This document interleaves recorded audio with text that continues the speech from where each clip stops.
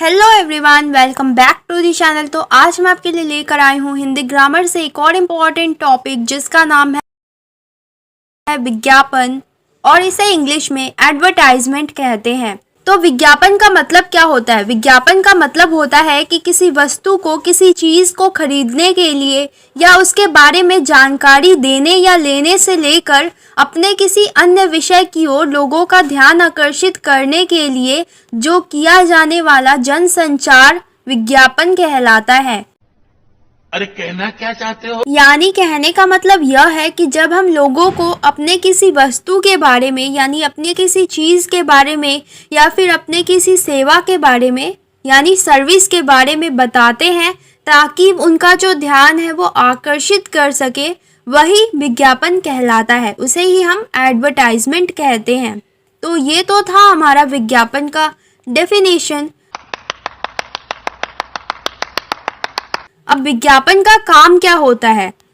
तो विज्ञापन नवीन वस्तुओं और सेवाओं की सूचना देता है। यानी विज्ञापन से हमें किसी नई चीज़ के बारे में पता चलता है और उसकी सेवाओं के बारे में पता चलता है, उसके सर्विसेज के बारे में पता चलता है। दूसरा कि विज्ञापन का काम होता है कि किसी वस्तु की उपयोगिता बताते हुए, यानी कि उसका इस्तेमाल बताते हुए, उसकी अच्छी बातें बताते हुए लोगों का ध्यान अपनी ओर आकर्षित करना।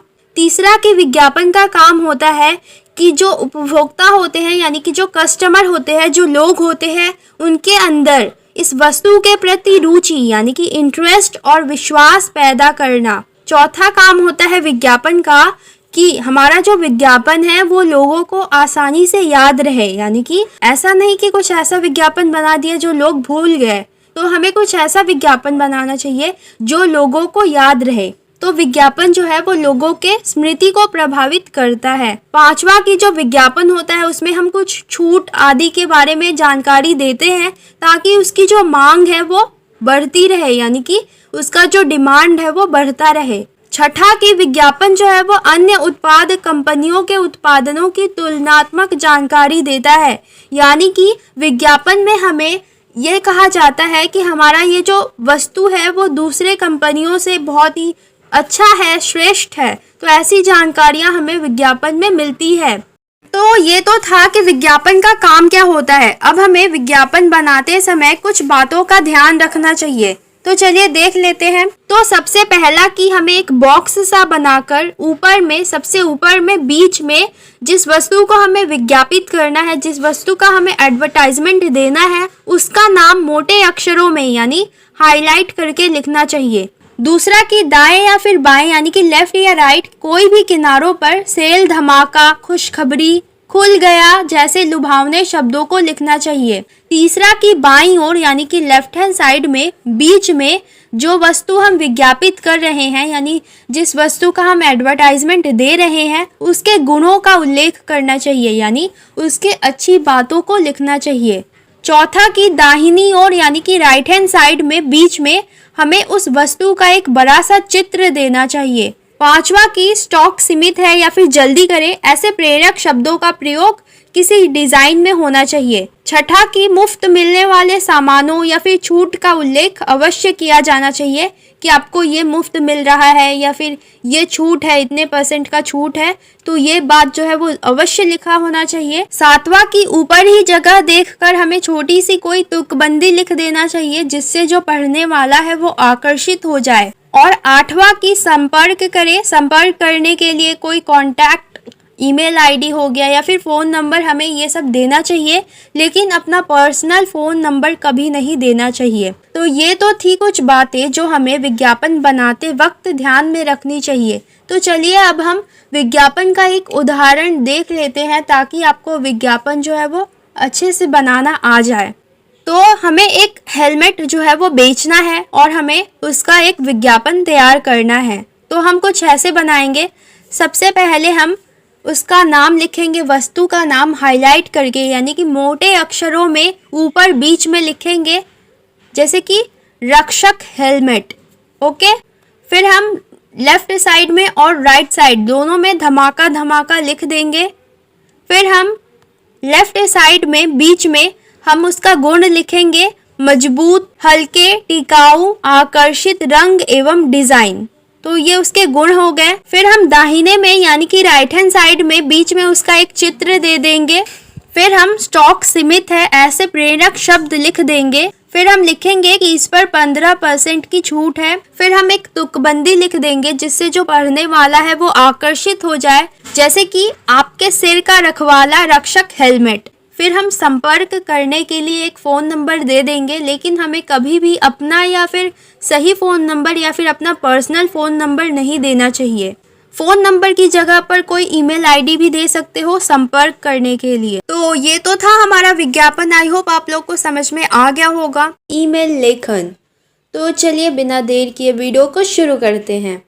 तो ईमेल यानी जिसे इलेक्ट्रॉनिक मेल कहते हैं, और जब हम किसी को डिजिटली कोई लेटर यानी पत्र लिखते हैं तो वही हमारा ईमेल होता है। ईमेल के बारे में आप लोग जानते ही होंगे। तो ईमेल दो प्रकार का होता है, एक औपचारिक और दूसरा अनौपचारिक। औपचारिक यानी फॉर्मल और अनौपचारिक यानी इनफॉर्मल। तो जो औपचारिक ईमेल होता है उसे हम किसी कंपनी या सरकारी कामकाजों के लिए लिखते हैं, और जो अनौपचारिक ईमेल होता है उसे हम अपने रिश्तेदारों के लिए, माता पिता या दोस्तों के लिए लिखते हैं। तो चलिए ईमेल का फॉर्मेट देख लेते हैं। फॉर्मेट बहुत ज़्यादा ही इम्पॉर्टेंट होता है और इसमें भी मार्क्स होता है। तो चलिए ईमेल का फॉर्मेट देख लेते हैं। तो सबसे पहले आता है हमारा फ्रॉम। फ्रॉम जिसे हिंदी में प्रेषक कहते हैं। तो प्रेषक वो होता है जो ईमेल को भेज रहा है, यानी भेजने वाले को प्रेषक कहते हैं। तो सबसे पहले हम प्रेषक लिखेंगे abc@gmail.com। फिर आता है हमारा टू जिसे हिंदी में प्रेषिती कहते हैं। तो प्रेषिती वो होता है जिसे ईमेल मिल रहा है, यानी कि जो ईमेल को प्राप्त कर रहा है। तो यहाँ पर हम प्रेषिती का ईमेल आईडी देंगे xyz@gmail.com। फिर आता है सीसी जिसे कार्बन कॉपी कहते हैं। तो देखिए कार्बन कॉपी क्यों यूज़ होता है। अगर हमें एक ही ईमेल को एक से ज़्यादा लोगों को भेजना है तो कार्बन कॉपी का यूज़ किया जाता है, इस्तेमाल किया जाता है। तो मान लीजिए कि हमें एक ही ईमेल 15 लोगों को भेजना है, तो सबसे पहले हम पहले बंदे का ईमेल आईडी प्रेषिती की जगह पर लिखेंगे और बाकी जो बंदे हैं उनका ईमेल आईडी कार्बन कॉपी की जगह पर लिखेंगे। तो एक ही ईमेल सभी लोगों के पास चला जाएगा। और एक और बात कि आपने जिन लोगों को भी ईमेल भेजा है, आपने जिन 15 लोगों को ईमेल भेजा है, उन सभी को पता रहेगा कि उनके अलावा और किन किन 14 लोगों के पास वो ईमेल गया है। नेक्स्ट आता है हमारा BCC। BCC जिसे ब्लाइंड कार्बन कॉपी कहते हैं। तो ब्लाइंड कार्बन कॉपी में उन लोगों का ईमेल आईडी होता है जिन्हें हमें ईमेल भेजना तो है, लेकिन हम नहीं चाहते कि बाकी लोगों को पता चले कि हमने इन्हें भी ईमेल सेंड किया है। जैसे कि मान लीजिए कि ABCD ये 4 लोग हैं और इन चारों को हमें ईमेल भेजना है। तो सबसे पहले हम एक ही ईमेल आईडी जो है वो टू की जगह पर यानी प्रेषिती की जगह पर लिखेंगे, और BC की ईमेल आईडी हम CC की जगह पर यानी कार्बन कॉपी की जगह पर लिखेंगे। लेकिन जो D बंदा है उसे भी हम ईमेल भेजना चाहते हैं, लेकिन हम नहीं चाहते कि ABC ये जो तीनों हैं इनको पता चले कि हमने D को भी ईमेल भेजा है। इसलिए हम D की जो ईमेल आईडी है उसे BCC यानी ब्लाइंड कार्बन कॉपी की जगह पर उसकी ईमेल आईडी लिखेंगे, जिससे जब हम ईमेल भेज देंगे तो ABC इन तीनों को पता रहेगा कि हाँ इन तीनों के पास ही एक ही ईमेल पहुंचा है, लेकिन उनको ये पता नहीं रहेगा कि इन तीनों के अलावा D के पास भी सेम ईमेल जो है वो गया है। तो ऐसे BCC यानी ब्लाइंड कार्बन कॉपी का इस्तेमाल किया जाता है। तो एक और इम्पॉर्टेंट बात कि आपको एग्ज़ाम में CC या BCC लिखने की ज़रूरत नहीं है, क्योंकि वहाँ पर आपको एक ही बंदे को ईमेल लिखने के लिए आएगा, एक से ज़्यादा लोगों को ईमेल लिखने के लिए नहीं आएगा। तो आपको BCC और CC का इस्तेमाल नहीं करना है। तो अब आपका फॉर्मेट जो है वो कुछ ऐसे हो जाएगा कि प्रेषिती यानी टू के बाद जो है आपका सीधा विषय आ जाएगा, और जो CC और BCC है वो नहीं होंगे। तो विषय में आपको जिस टॉपिक के ऊपर आपको ईमेल लिखना है उस टॉपिक का नाम 5 से 7 शब्दों में लिखना होता है, इससे ज़्यादा शब्द का इस्तेमाल मत करना। ओके। तो विषय के बाद हम संबोधन लिखते हैं, जैसे श्रीमान जी, महोदय जी, प्रिय आदरणीय चाचा जी। तो ये जो श्रीमान जी और महोदय जी है ये हम फॉर्मल यानी कि जब हम औपचारिक ईमेल लिखते हैं तो इन शब्दों का इस्तेमाल करते हैं संबोधन देने के लिए, और जब हम अनौपचारिक ईमेल लिखते हैं तो प्रिय, आदरणीय, चाचा जी, मामा जी, इन शब्दों का इस्तेमाल करते हैं। उसके बाद हम 2 पार्ट में ईमेल लिखते हैं, ईमेल का बॉडी लिखते हैं। सबसे पहला जो पार्ट होता है उसमें हमारा जो टॉपिक है उसके बारे में लिखते हैं, और दूसरा पार्ट में हम कंक्लूजन लिखते हैं, यानी कि ईमेल को ख़त्म करते हुए लिखते हैं कि मुझे आशा है कि आप मेरा काम करवा देंगे, या फिर अगर आप किसी को निमंत्रण दे रहे हो तो आप लिखोगे कि मैं आशा करता हूँ कि आप यहाँ पर पहुँच जाएंगे। ऐसे कंक्लूजन लिखते हैं। फिर लास्ट में धन्यवाद करके अपना नाम क ख ग लिख देते हैं। फिर आ जाता है हमारा अटैचमेंट, यानी फाइल जोड़े, जिसमें हम अपना PDF फाइल या कोई पिक्चर या कोई भी डॉक्यूमेंट जो है वो अटैच कर देते हैं, ईमेल के साथ लगा देते हैं। तो ये भी आपको एग्ज़ाम में नहीं आएगा अटैचमेंट, तो ये आपको लिखने की ज़रूरत नहीं है। तो आपका धन्यवाद के बाद ही फॉर्मेट जो है वो ख़त्म हो जाएगा। तो आप इस ईमेल को और अच्छे से दिखाने के लिए इसे कुछ ऐसे बॉक्स के अंदर बना सकते हो। इससे आपका ईमेल जो है वो देखने में अच्छा लगेगा, पर ये ज़रूरी नहीं है, लेकिन आप बना दोगे तो इससे आपके मार्क्स नहीं कटेंगे और ये देखने में अच्छा लगेगा और आपका ईमेल कुछ हटके होगा।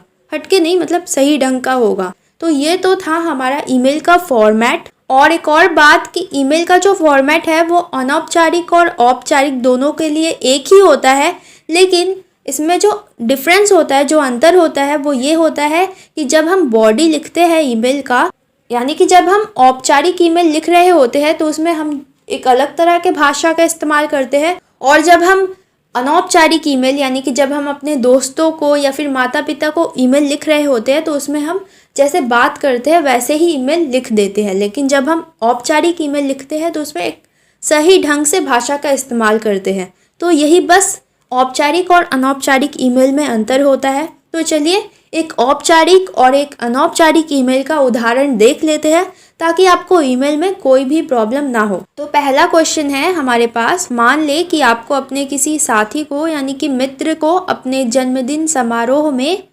आमंत्रित करना है, तो इस पर आपको एक ईमेल लिखना है।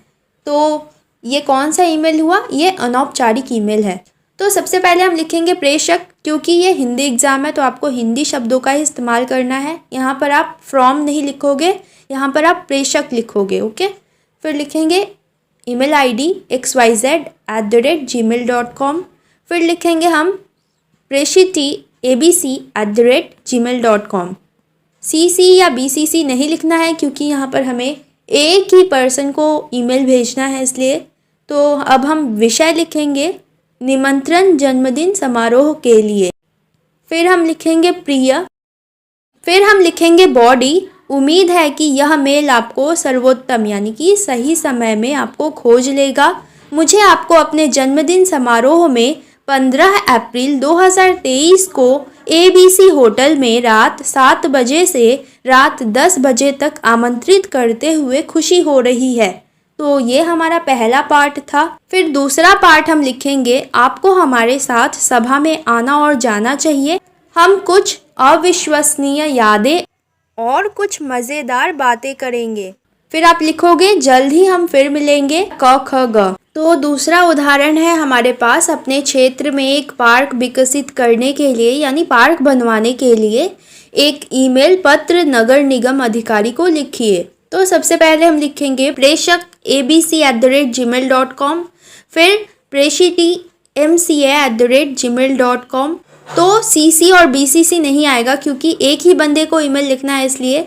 तो हमारा विषय आ जाएगा इसके बाद, क्षेत्र में पार्क विकसित करने हेतु। फिर हम लिखेंगे निगम उद्यान अधिकारी। फिर हम अपना बॉडी कुछ ऐसे शुरू करेंगे, महोदय मैं वाराणसी जिले के हैप्पी होम कॉलोनी का निवासी हूँ। हमारी कॉलोनी के आसपास नगर निगम का कोई पार्क नहीं है।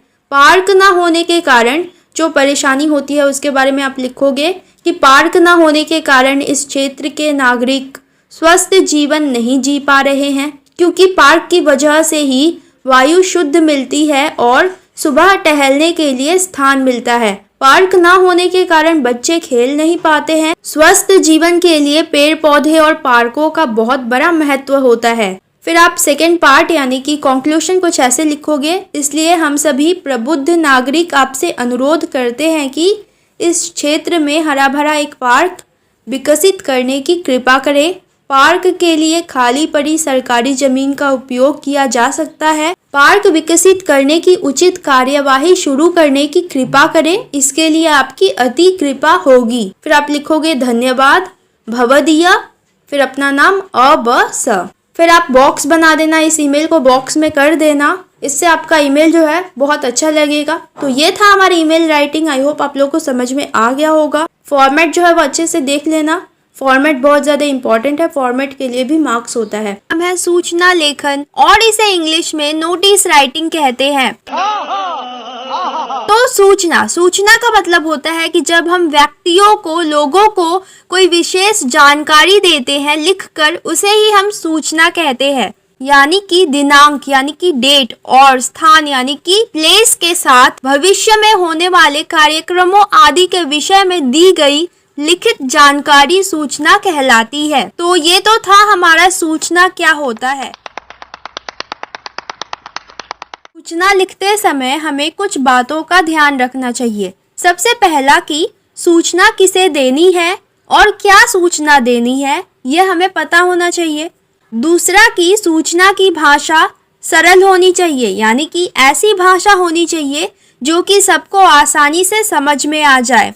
तीसरा कि सूचना जिस बारे में है उसकी समय सीमा कितनी है, यानी कि हम जिस बारे में सूचना लिख रहे हैं उसकी समय सीमा यानी कि लास्ट जो डेट है वो कितनी है, अंतिम जो दिनांक है वो कितनी है। चौथा कि समय और दिनांक स्पष्ट होनी चाहिए, यानी हम जो सूचना लिख रहे हैं उसका समय और दिनांक स्पष्ट होना चाहिए।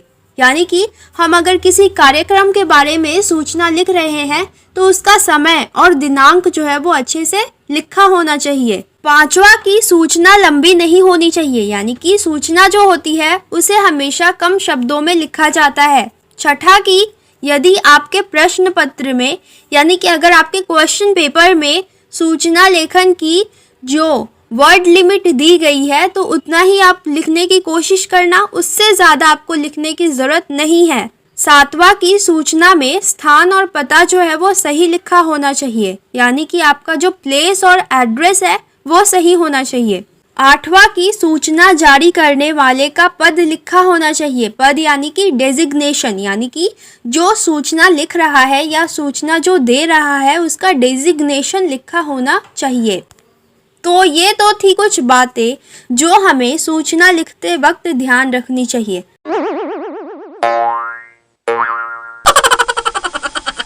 अब हम सूचना लेखन का प्रारूप यानी कि फॉर्मेट देख लेते हैं।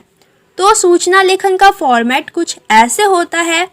तो सबसे पहले हम सूचना प्रसारित कराने वाली संस्था का नाम लिखते हैं, यानी कि जो संस्था सूचना दे रही है उसका नाम लिखते हैं।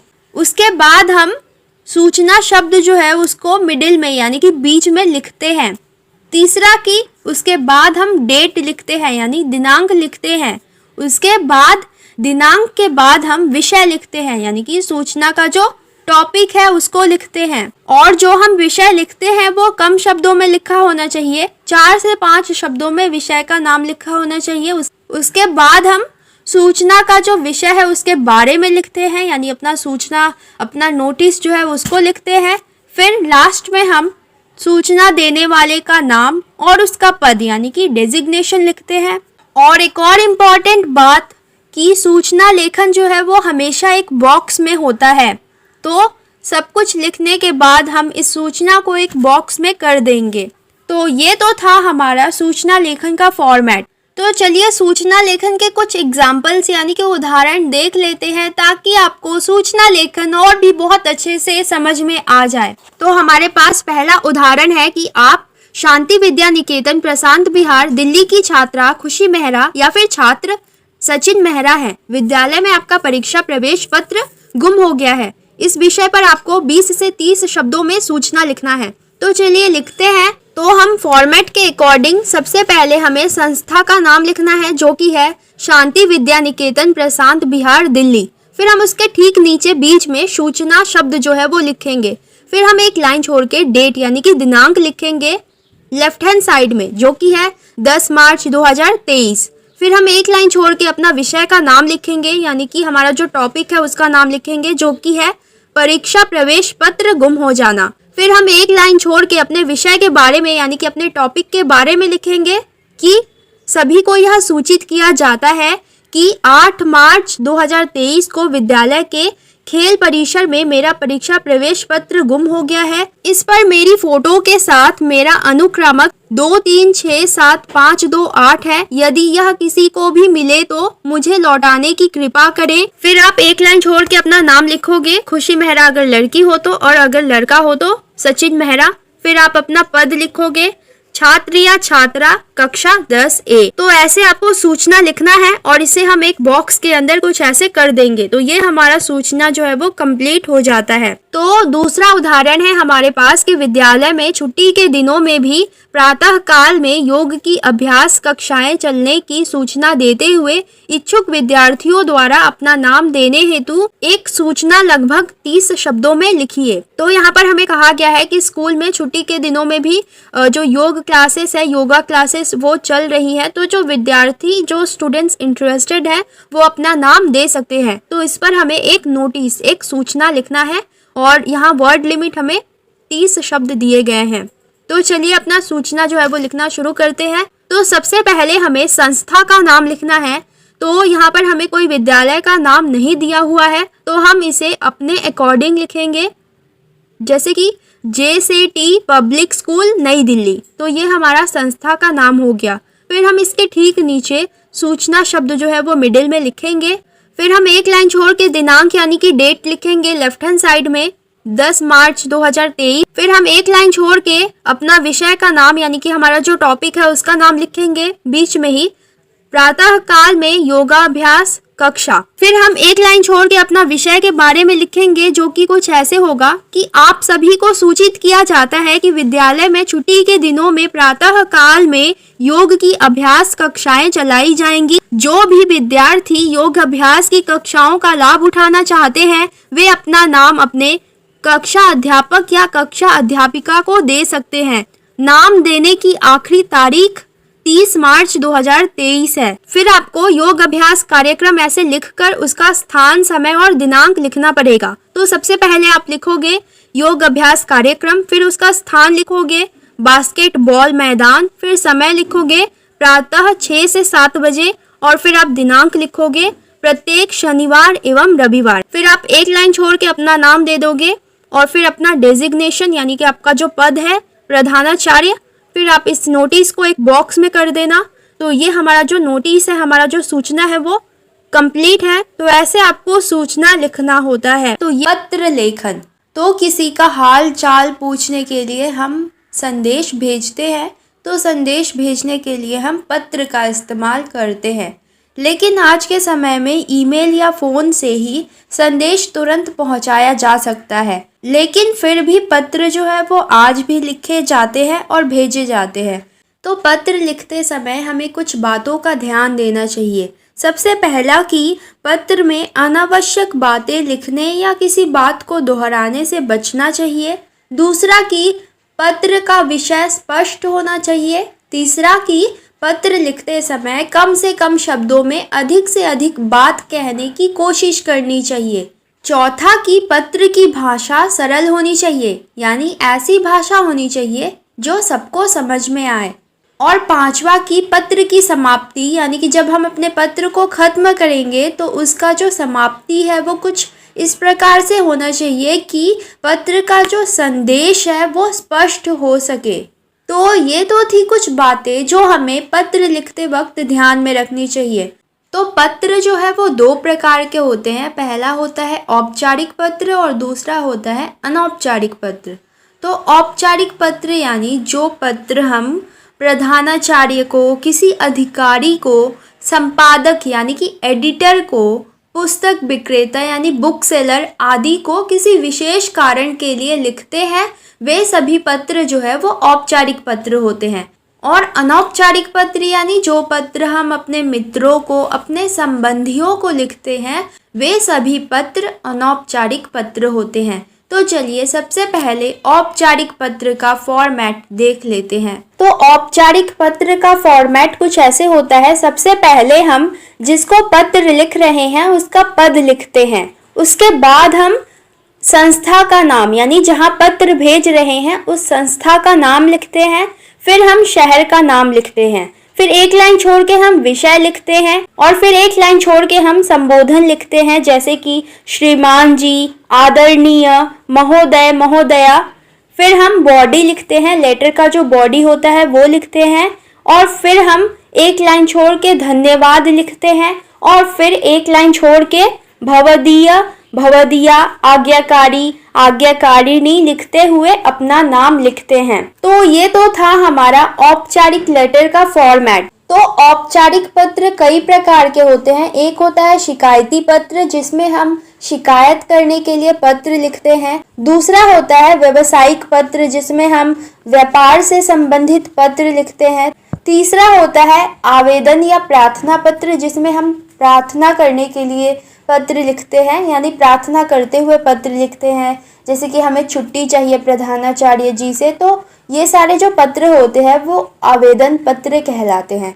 और एक और होता है संपादक को लिखे जाने वाला पत्र, यानी कि जब हम किसी एडिटर को, न्यूज़पेपर के एडिटर को पत्र लिखते हैं तो वो सभी संपादक पत्र होते हैं। तो चलिए जल्दी से इन सभी पत्र के एक एक उदाहरण देख लेते हैं, ताकि आपको पत्र जो है वो अच्छे से क्लियर हो जाए और इनके फॉर्मेट भी अच्छे से क्लियर हो जाए। तो चलिए, तो ये हमारे पास शिकायती पत्र का एक टॉपिक है कि अपने मोहल्ले के पोस्टमैन की कार्यशैली का वर्णन करते हुए पोस्ट मास्टर को शिकायती पत्र लिखिए। तो पत्र लेखन के फॉर्मेट के अकॉर्डिंग सबसे पहले हमें जिसे पत्र भेजना है उसके पद का नाम लिखना होगा। तो हमें पोस्ट मास्टर को पत्र भेजना है तो सबसे पहले हम लिखेंगे पोस्ट मास्टर। फिर हम संस्था का नाम लिखेंगे जो कि होगा उप डाकघर पोखर खाली। फिर हमें एक शहर का नाम लिखना होगा, अपने अनुसार हम शहर का नाम लिख देंगे अल्मोड़ा। फिर हम एक लाइन छोड़ के विषय लिखेंगे, विषय होगा हमारा पोस्टमैन की कर्तव्य विमुखता के संबंध में। फिर हम एक लाइन छोड़ के महोदय लिखेंगे। फिर हम पत्र का जो बॉडी है वो लिखेंगे कि मैं आपका ध्यान मोहल्ला दुंगाधारा के पोस्टमैन की कर्तव्य विमुखता की ओर आकर्षित करना चाहता हूँ या चाहती हूँ। इस मोहल्ले के निवासियों की शिकायत है कि यहाँ डाक कभी भी समय से नहीं बंटती है, अतः यहाँ के निवासियों को बड़ी असुविधा होती है। आपसे निवेदन है कि इस मामले की जानकारी प्राप्त करके उचित कार्यवाही करने की कृपा करें ताकि इस समस्या का निवारण हो सके। फिर हम एक लाइन छोड़ के धन्यवाद लिखेंगे। फिर एक लाइन छोड़ के भवदीय, फिर अपना नाम क ख ग और फिर अपना एड्रेस यानी कि पता लिखेंगे, जो कि कुछ ऐसे होगा 15 दुंगाधारा अल्मोड़ा उत्तराखंड। फिर हम दिनांक लिखेंगे, यानी जिस दिन हम पत्र लिख रहे हैं उस दिन का डेट लिख देंगे। तो कुछ ऐसे हमारा शिकायती पत्र लिखा जाता है। और एक और इम्पॉर्टेंट बात की हमने जो ये एड्रेस लिखा है अपना, ये एड्रेस आप सबसे स्टार्टिंग में लिख सकते हैं कुछ ऐसे। तो ये भी फॉर्मेट जो है वो सही है। तो दूसरा उदाहरण है हमारे पास व्यावसायिक पत्र का। तो इसका टॉपिक है कि आपको कुछ पुस्तकों की आवश्यकता है। नागरी प्रचारिणी सभा वाराणसी के व्यवस्थापक को सूचित करते हुए शीघ्र पुस्तक भिजवाने हेतु एक पत्र लिखिए। तो यहाँ पर हमें एड्रेस दे रखा है, हमें किसको पत्र लिखना है ये भी दे रखा है और साथ ही उसका एड्रेस यानी पता भी दे रखा है। तो सबसे पहले हमें किसको पत्र भेजना है, हमें व्यवस्थापक को पत्र भेजना है। तो सबसे पहले हम लिखेंगे सर्वश्री व्यवस्थापक और फिर हम एड्रेस यानी उसका पता लिखेंगे जो कि है नागरी प्रचारिणी सभा वाराणसी उत्तर प्रदेश। और फिर हम एक लाइन छोड़ के विषय लिखेंगे जो कि है पुस्तक मंगवाने हेतु। फिर हम एक लाइन छोड़ के महोदय लिखेंगे। फिर हम पत्र की जो बॉडी है, जो विषय है, उसके बारे में लिखेंगे। निवेदन है कि मुझे निम्नलिखित पुस्तकों की आवश्यकता है, कृपया इन्हें शीघ्र ही बीपी डाक द्वारा लिखे गए पते पर भेज दे। बीपी आते ही छुड़ा ली जाएगी। फिर आप पुस्तक का नाम, उसके लेखक का नाम और आपको कितनी कॉपियाँ चाहिए, कितनी प्रतियाँ चाहिए वो आपको मेंशन करना पड़ता है, वो आपको लिखना पड़ता है। तो हम हिंदी व्याकरण हमें पुस्तक का नाम लिखेंगे और इसके कवि लेखक का नाम पंडित कामता प्रसाद गुरु, और इसकी प्रतियां यानी इसकी एक कॉपी चाहिए हमें, एक प्रति। फिर हम हिंदी का सरल भाषा विज्ञान, और इसके लेखक का नाम गोपाल लाल खन्ना, और इसकी भी हमें एक प्रति चाहिए यानी एक कॉपी चाहिए। तो ऐसे ही आप कुछ किताबों का नाम, उनके लेखक का नाम और आपको कितनी प्रतियां यानी कितनी कॉपीज चाहिए आप लिख देना। तो ये हमारे पुस्तक का नाम, लेखक और प्रतियां हो गई। फिर हम एक लाइन छोड़ के धन्यवाद, एक लाइन छोड़ के भवदीय, फिर अपना नाम क ख ग। तो याद रहे कि अगर आप बोर्ड एग्जाम में लिख रहे हो तो आपको अपना नाम मेंशन करने की ज़रूरत नहीं होती है, आपको क ख ग लिखना है। फिर आप अपना पता लिख दोगे 19 कौशलपुरी कानपुर, और फिर नीचे दिनांक यानी कि डेट, जिस दिन आप पत्र लिख रहे हो उस दिन का डेट। एक संपादकीय पत्र देख लेते हैं, संपादक को लिखे जाने वाला पत्र। तो अपने शहर में उत्पन्न पानी की समस्या की ओर ध्यान आकर्षित कराते हुए किसी समाचार पत्र के संपादक को पत्र लिखिए। तो सबसे पहले हम संपादक महोदय, फिर एक समाचार जो न्यूज़पेपर का नाम होता है, एक किसी न्यूज़पेपर का नाम दे देंगे जैसे कि दैनिक स्वतंत्र भारत। फिर हम विधानसभा मार्ग लखनऊ उत्तर प्रदेश पता दे देंगे। फिर हम एक लाइन छोड़ के विषय लिखेंगे, अल्मोड़ा में पानी की समस्या। फिर हम एक लाइन छोड़ के महोदय लिखेंगे। फिर हम विषय के बारे में लिखेंगे कि आपके दैनिक समाचार पत्र में अल्मोड़ा में पानी की समस्या पर अपने विचार प्रकाशनार्थ भेज रहा हूं। आशा है कि आप इसे प्रकाशित कर हमें अनुग्रहित करेंगे। पिछले 2 सप्ताह में यहाँ पानी की बड़ी समस्या हो गई है। नलों में पानी नहीं आता है, यदि आता भी है तो बहुत कम मात्रा में आता है। एक बाल्टी पानी के लिए काफी समय बर्बाद हो जाता है। स्रोतों पर बड़ी भीड़ होती है। पानी की पूर्ति न होने से घंटों इंतजार करना पड़ता है। आजकल अल्मोड़ा में ऐसा लग रहा है जैसे पानी का अकाल पड़ गया हो। फिर आप लिखोगे जल विभाग के कर्मचारियों से संपर्क करने पर कोई संतोषजनक उत्तर नहीं मिलता है। कर्मचारी बात को लापरवाही से टाल देते हैं। अतः अधिकारी वर्ग से निवेदन है कि नगरवासियों की कठिनाइयों को ध्यान में रखते हुए जल पूर्ति की उचित व्यवस्था कराने की कृपा करें, जिससे समय पर पानी मिल सके। तो औपचारिक का जो बॉडी होता है उसको 2 पार्ट में लिखना होता है। पहले पार्ट में हम अपनी समस्याओं के बारे में लिखते हैं और दूसरे पार्ट में हम निवेदन करते हैं उनसे कि हमारी कठिनाइयों पर ध्यान दें और इसे हल करने की कोशिश करें, जैसा कि हमने इस पत्र में दिखाया है। फिर हम एक लाइन छोड़ के धन्यवाद, फिर हम एक लाइन छोड़ के भवदीय, फिर अपना नाम क ख ग और अपना पता लिख देंगे और फिर नीचे में दिनांक। तो एक और है हमारे पास आवेदन पत्र, जिसे प्रार्थना पत्र भी कहा जाता है। तो इसका टॉपिक है कि दीदी या बहन की शादी पर अवकाश के लिए यानी कि छुट्टी के लिए आवेदन पत्र या प्रार्थना पत्र लिखिए। तो सबसे पहले हम जिसको पत्र भेज रहे हैं उसके पद का नाम लिखेंगे जो कि होगा प्रधानाचार्य महोदय। फिर हम स्कूल का नाम लिख देंगे जो कि डीएवी स्कूल। फिर हम एड्रेस, उसका पता रामनगर दिल्ली। फिर एक लाइन छोड़ के विषय बहन की शादी के लिए अवकाश प्रदान हेतु प्रार्थना पत्र। फिर एक लाइन छोड़ के महोदय और फिर हम विषय के बारे में लिखेंगे यानी टॉपिक के बारे में लिखेंगे। सविनय निवेदन यह है कि मैं आपके विद्यालय के कक्षा 10वीं का विद्यार्थी हूँ।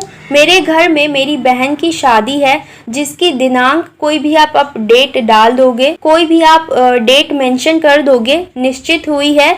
मैं अपने पिता का इकलौता पुत्र हूँ, अतः शादी में बहुत से कार्य में मेरा होना अति आवश्यक है। इसी कारण मुझे इतना दिन से लेकर इतने दिन तक कोई भी आप डेट जो है वो मेंशन कर देना तक का अवकाश चाहिए। अतः आपसे विनम्र निवेदन है कि आप मुझे अवकाश प्रदान करने की कृपा करें।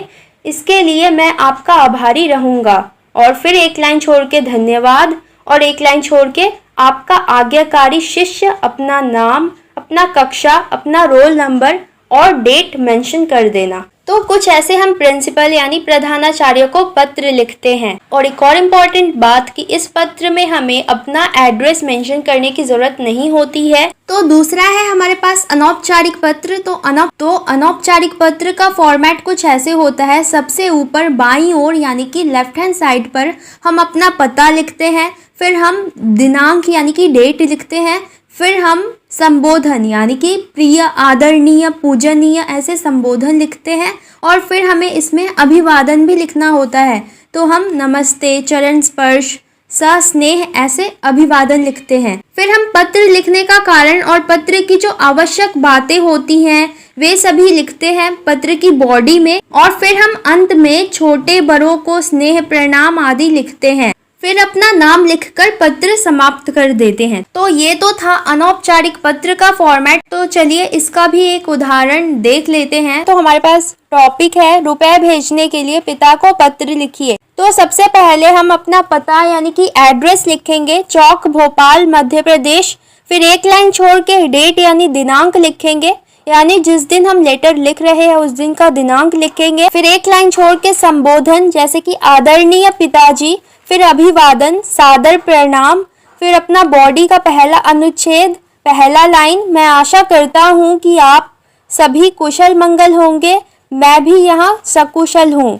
फिर अपना दूसरा अनुच्छेद, मेरी वार्षिक परीक्षाएं नज़दीक आ रही हैं जिसकी वजह से मैं पढ़ाई पर पूरा ध्यान दे रहा हूँ। हमारे कॉलेज में भी पढ़ाई जोरों शोरों से चल रही है ताकि सभी विद्यार्थी वार्षिक परीक्षाओं में अच्छे अंक ला सके। हमें प्रतिदिन गृह कार्य दिया जाता है और रोज उसकी जांच भी की जाती है। कई प्रकार के परियोजना कार्य भी हमसे बनवाए जा रहे हैं ताकि हम परीक्षा के लिए अच्छे से तैयार हो सके।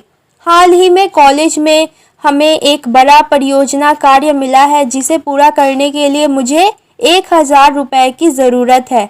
यह परियोजना कार्य इसलिए भी महत्वपूर्ण है क्योंकि इसके अंक हमारे अंक पत्र में जोड़े जाएंगे, इसलिए कृपया मुझे 1000 रुपए भेज दें। मैं आपसे वादा करता हूं कि मैं रुपयों का बिल्कुल भी गलत इस्तेमाल नहीं करूंगा। फिर आप तीसरा अनुच्छेद लिखोगे, माँ को मेरा प्रणाम और छोटे भाई को ढेर सारा प्यार। फिर एक लाइन छोड़ के आपका बेटा या बेटी, फिर आपका नाम क ख ग। तो ये था हमारा पत्र लेखन का वीडियो। आई होप आप लोगों को समझ में आ गया होगा। अनुच्छेद लेखन, और इसे इंग्लिश में पैराग्राफ राइटिंग कहते हैं। तो चलिए शुरू करते हैं। तो अनुच्छेद यानी जब हमें कोई एक टॉपिक, एक विषय दिया होता है और हमें उसके ऊपर लिखना होता है, उस विषय के बारे में हमें लिखना होता है। तो अनुच्छेद लिखते वक्त हमें कुछ बातों का ध्यान रखना चाहिए। सबसे पहला कि हमें जो टॉपिक दिया हुआ है, हमें उसके बारे में पहले कुछ बिंदु बना लेना चाहिए, यानी कि सबसे पहले हमें उनका कुछ पॉइंट्स बना लेना चाहिए। फिर उस पॉइंट्स के हिसाब से हमें अपना जो अनुच्छेद है, अपना जो पैराग्राफ है उसे लिखना चाहिए। दूसरा कि अनुच्छेद में विषय के किसी एक ही पक्ष में वर्णन करना चाहिए, यानी कि कोई एक ही पक्ष में हमें वर्णन करना चाहिए। अगर हम उसके खिलाफ है तो हमें पूरा अनुच्छेद जो है वो उसके खिलाफ ही लिखना चाहिए, और अगर हम उसके पक्ष में हैं तो हमें पूरा अनुच्छेद जो है वो उस विषय के पक्ष में ही लिखना चाहिए। तो ऐसा इसलिए करना आवश्यक हो जाता है क्योंकि अनुच्छेद में शब्द जो है वो सीमित होते हैं और हमें अनुच्छेद जो है वो छोटा लिखना होता है। तीसरा कि अनुच्छेद का जो भाषा है वो सरल होनी चाहिए, यानी ऐसी भाषा होनी चाहिए जो सबको समझ में आए। हमारा जो अनुच्छेद है वो स्पष्ट होना चाहिए और प्रभावशाली होना चाहिए, ताकि जो अनुच्छेद पढ़ने वाला है वो अनुच्छेद को पढ़ के प्रभावित हो सके। चौथा कि हमें एक ही बात बार बार नहीं दोहरानी चाहिए, क्योंकि एक ही बात बार बार दोहराने से आपका जो अनुच्छेद का शब्द है वो भी बढ़ जाएगा और आप शब्द सीमित से ज़्यादा लिख देंगे और अपने संदेश को लोगों तक नहीं पहुंचा पाएंगे। पांचवा कि हमें विषय के बारे में ही लिखना चाहिए, हमें विषय से हटकर कुछ उल्टा फुल्टा नहीं लिखना चाहिए, यानी विषय के बारे में ही लिखना चाहिए और विषय पर ही लिखना चाहिए। छठा कि शब्द सीमा को ध्यान में रखकर अपना अनुच्छेद जो है वो लिखना चाहिए। सातवां कि पूरे अनुच्छेद में एक रूपता होनी चाहिए, यानी ऐसा नहीं होना चाहिए कि कहीं कोई बात विषय से अलग लगे और पढ़ने वाले का ध्यान विषय से भटक जाए। आठवां कि विषय से संबंधित आप कोई स्लोगन या फिर कविता की लाइंस का इस्तेमाल कर सकते हैं, इससे आपका जो अनुच्छेद है वो और भी ज़्यादा प्रभावशाली और रोचक लगेगा। नौवां कि अनुच्छेद यानी कि पैराग्राफ के अंत में निष्कर्ष समझ में आना चाहिए, यानी विषय समझ में आ जाना चाहिए। यानी कहने का मतलब यह है कि अगर आपका कोई पैराग्राफ पढ़ रहा है, यानी आपका अनुच्छेद पढ़ रहा है तो जब वो लास्ट में पहुंच जाएगा तो उसको विषय समझ में आ जाना चाहिए कि हाँ, ये अनुच्छेद इस विषय में लिखा गया है। तो ये तो थी कुछ बातें जो हमें अनुच्छेद लिखते वक्त ध्यान में रखनी चाहिए। तो आइए चलिए अनुच्छेद का एक उदाहरण देख लेते हैं। तो हमारे पास विषय है, टॉपिक है, समय किसी के लिए नहीं रुकता। तो इस पर हमें अनुच्छेद लिखना है यानी पैराग्राफ लिखना है। तो हम अपना पैराग्राफ कुछ ऐसे लिखेंगे कि समय निरंतर बीतता रहता है, कभी किसी के लिए नहीं ठहरता। जो व्यक्ति समय के मोल को पहचानता है वह अपने जीवन में सफलता प्राप्त करता है। समय बीत जाने पर किए गए कार्य का कोई फल प्राप्त नहीं होता और पश्चाताप के अतिरिक्त कुछ हाथ में नहीं आता। जो विद्यार्थी सुबह समय पर उठता है, अपने दैनिक कार्य समय पर करता है तथा समय पर सोता है, वही आगे चलकर सफल व उन्नत व्यक्ति बन पाता है। जो व्यक्ति आलस में आकर समय गंवा देता है उसका भविष्य अंधकारमय हो जाता है। फिर आप अपने अनुच्छेद को और भी ज़्यादा प्रभावशाली बनाने के लिए इसमें दोहे का इस्तेमाल कर सकते हो।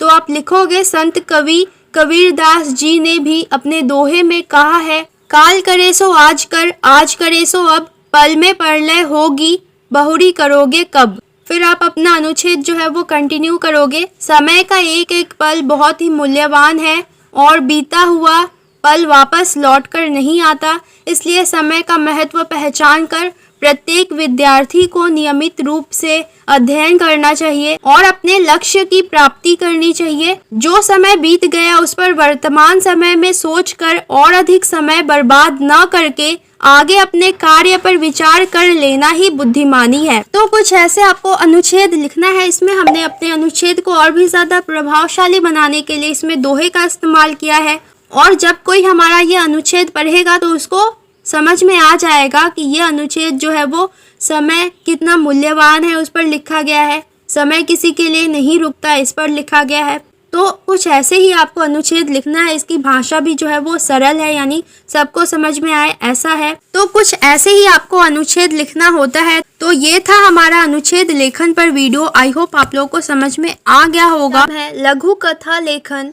तो इस वीडियो में मैं आपको लघु कथा लेखन कैसे लिखते हैं इसे बहुत ही आसान तरीके से बताने वाली हूँ और साथ ही साथ मैं आपको कुछ ट्रिक्स बताऊंगी जिससे आप अपनी कहानी को बहुत ही अच्छा बना सकते हो और सही ढंग का बना सकते हो। तो चलिए बिना देर के वीडियो को शुरू करते हैं। तो लघु कथा ये दो शब्द से मिलकर बना है। लघु यानी कि छोटा या छोटी और कथा का मतलब होता है कहानी यानी शॉर्ट स्टोरी। तो लघु कथा यानी आपको छोटी स्टोरी लिखनी होती है। तो लघु कथा लिखने के लिए या तो आपको कुछ संकेत बिंदु यानी कि कुछ पॉइंट दिए हुए रहते हैं और आपको उन संकेत बिंदुओं को यानी कि उन पॉइंट्स को पढ़कर कहानी बनाकर लिखना होता है, या फिर आपको कोई चित्र दिया हुआ रहता है यानी कि कोई पिक्चर दिया हुआ रहता है और आपको उस पिक्चर को देखकर अपनी कहानी जो है वो बनानी होती है।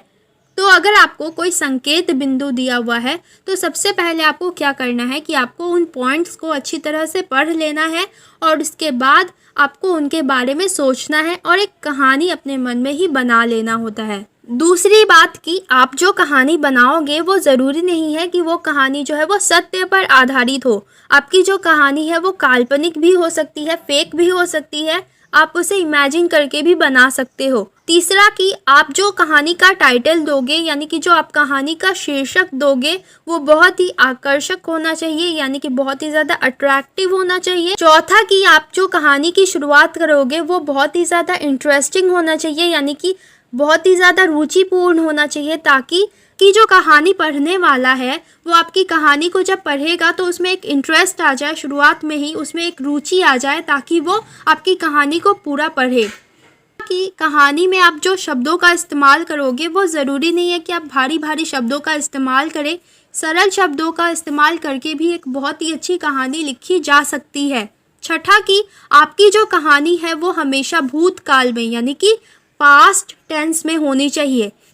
जैसे कि एक बार एक गांव में एक लड़का रहता था या एक गांव में एक किसान रहता था, तो कहानी हमेशा भूतकाल में होती है।